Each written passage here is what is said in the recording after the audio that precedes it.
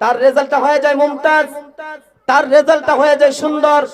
যেই রেজাল্টটা দেখার পরে একজন উস্তাদ খুশি হয়ে যায়, যেই রেজাল্টটা দেখার পরে উস্তাদ খুশি হয়ে যায়, যেই রেজাল্টটা দেখার পরে বাবা মা খুশি হয়ে যায়, যেই রেজাল্টটা দেখার পরে সমাজের মানুষ খুশি হয়ে যায়, এই ছাত্রটা আস্তে আস্তে সুন্দর করে পড়াশোনার কারণে এই ছাত্রটার জিন্দেগিটা সুন্দর হয়ে যায়। ঠিক কিনা বলেন?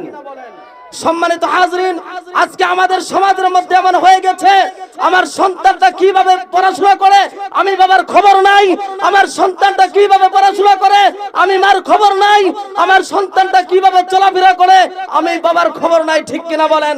সম্মানিত হাজরিন, এই সন্তানের খবর যদি আপনি না নেন, কিয়ামতের মাঠে আপনি বাবাকে বিচারের কাঠগড়ায় দাঁড়াতে হবে। ঠিক কিনা বলেন? আল্লাহ রাব্বুল আলামিন পবিত্র কুরআনুল কারীমের সূরাতুন নাবার মধ্যে জানিয়ে দিয়েছেন, ইয়াউমা ইয়াফিরুল মারউ মিন আখি।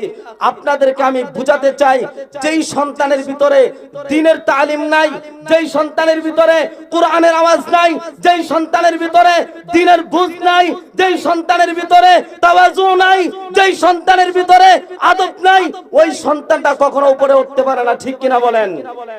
আদবের দরকার আছে না নাই? জোরে বলতে হবে, আদবের দরকার আছে না নাই? সম্মানিত হাজরিন, এই দুনিয়ার জমিনের মধ্যে আল্লাহ পাক আপনাকে আমাকে অল্প সময়ের জন্য পাঠিয়ে দিয়েছেন। অল্প সময়, খুব অল্প সময়। এই অল্প সময়ের মধ্যে আপনাকে আমাকে আল্লাহ তাআলার কাছে যেতে হবে।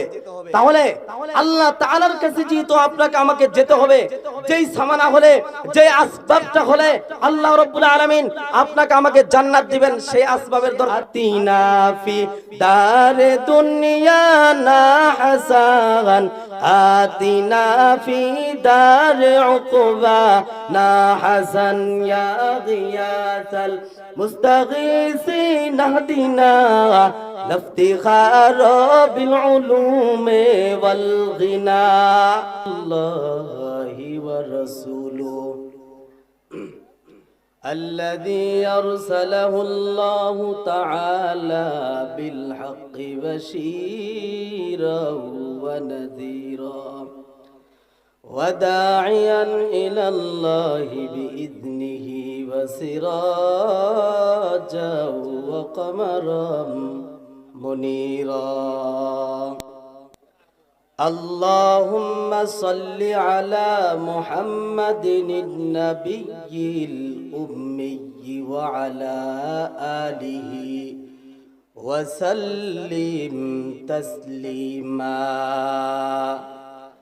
وبعد فأعوذ بالله من الشيطان الرجيم